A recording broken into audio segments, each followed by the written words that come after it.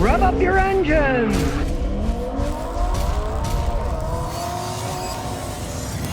Well, if you're wondering about buying an electric car, I got a great one today. The guy just recently bought this. It's a 2022 Hyundai, and we're going to show you the truth about these things. No BS, no company sends it to me. These are real people. So he bought this Hyundai Ioniq 5. It's a brand new vehicle. Now there's one problem because of all the cars today, and that's the price. These things are supposed to start at $39,100. He paid about 53 grand for it, and this isn't the top of the line one. The top of the line ones start at like 53 grand and go even further. So you're going to overpay for them. There's no arguing that. There's just no way out of it.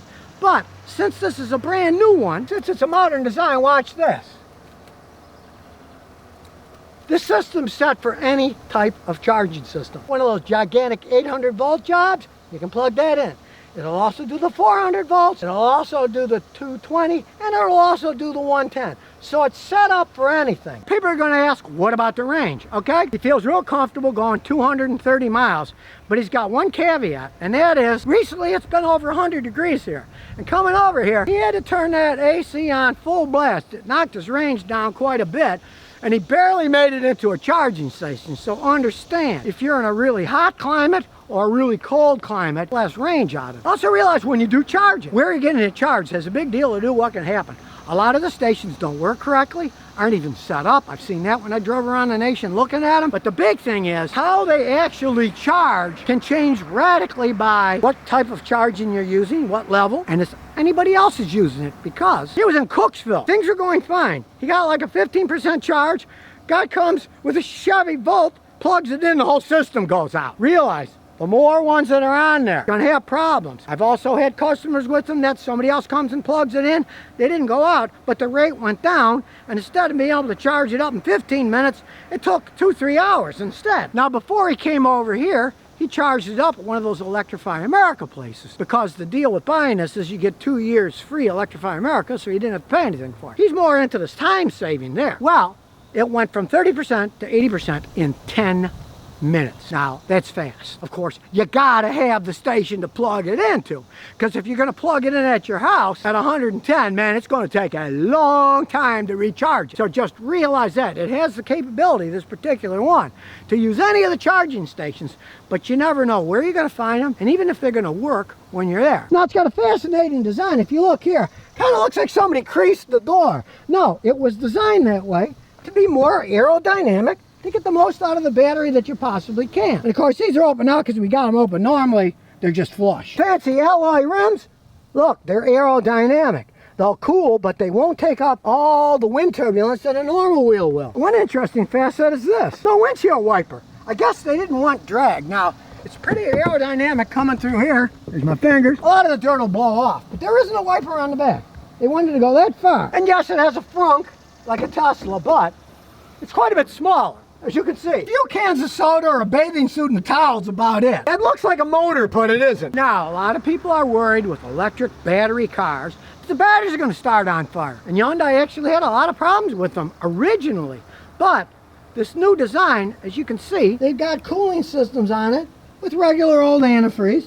So you're not really going to have to worry about that. They even went so far that when things get hot, these little vents open up to suck more air into the cooling system. And as we go inside, it's got a Spartan modern look. And it's not as insane as a Tesla. Look, map, nav, media, pretty easy. Tune, not too many buttons. And what I really like is it's a very simple system. It's just like a regular car. Drive, neutral, park, and reverse. And unlike the crazy Tesla where you gotta mess with the screen, here's the wipers. Easy to do. You don't have to mess with some stupid screen. And going to the other side, look, same thing. Headlights, simple. None of this garbage of having to push buttons on a screen. I gotta say, Hyundai was pretty smart in this. Instead of making this futuristic space thing of Elon Musk, they made a thing that looks like a regular car and has regular car controls and a regular steering wheel. Things that people are used to. And when you go in the back, this is a crossover type vehicle.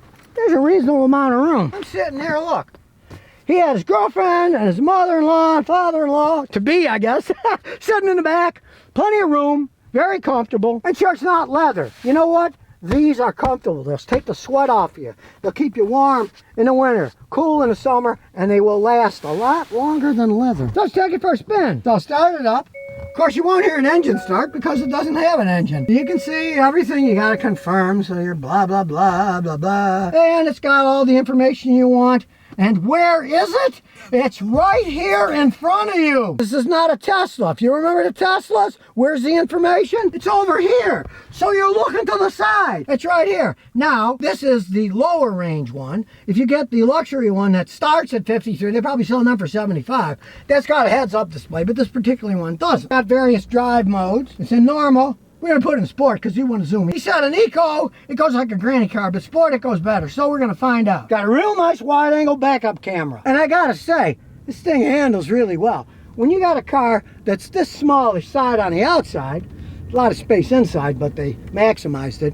You don't have an engine, transmission, drive shaft, so it's a lot simpler of a machine. You got a really fun driving experience. Now, this isn't as quick as a BMW i3, but not only does it cost a lot less, they're making these. They stopped making the i3s. And I do have to say, this is definitely the smoothest Hyundai I have ever been in. Here we go.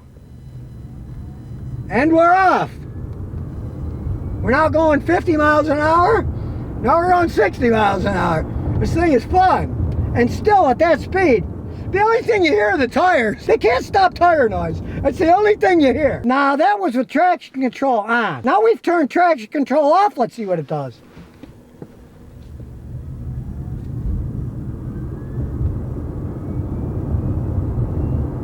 A tad bit quicker. This thing's fun to drive. I feel like I'm in a miniature rocket ship. And it does handle. It's got really nice handling. Look, Ma, no hands. It's still going straight. Hyundai here is going for regular people. Hopefully when the interest rates go up higher and when people start defaulting on their car loans that are $1,000 a month, the price of everything will come back down to earth. And a car like this, if they do actually start selling them in the $30,000 range, they'll probably start selling like hotcakes for people that don't mind a little inconvenience when they're doing highway traveling, but understand that they put a 220 volt charger at their house, easy to charge it up overnight. They live in a place that's got good wiring system and has plenty of electricity, and it is a car that fits a lot of people's needs. And sure, it's not lightning like the Model S. I mean, 0 to 60 time is 3 times slower than that, but it's still really fast. Do you really need a car that can go 0 to 60 in 2-something seconds? You really don't. This is more manageable, comfortable as can be. It's all electric. You don't have to deal with gasoline. You don't have to deal with changing oil. Really, this particular one, when we bought it, 2 years of free electricity at Electrify America, so you can get it charged. You don't have to worry about paying for charging. And they got all the setups in the screen like the rest of them. And you get your computer and you see where the charging stations are. They got a 25 minute commute. You can go a lot of commutes before you have to recharge it. It's totally practical enough for that. This thing is supposed to be rated at 300. He says he's comfortable with 230. Now, this is the more economy one. It's just rear wheel drive. It's not all wheel drive. You go all wheel drive, he said guys that have all wheel drive ones, instead of the 230, you're probably going back down to 180. You're gonna use up more energy. That's just the way that it goes. It's probably unnecessary for most people because realize this is an electric car. And guess what? What's it controlled by?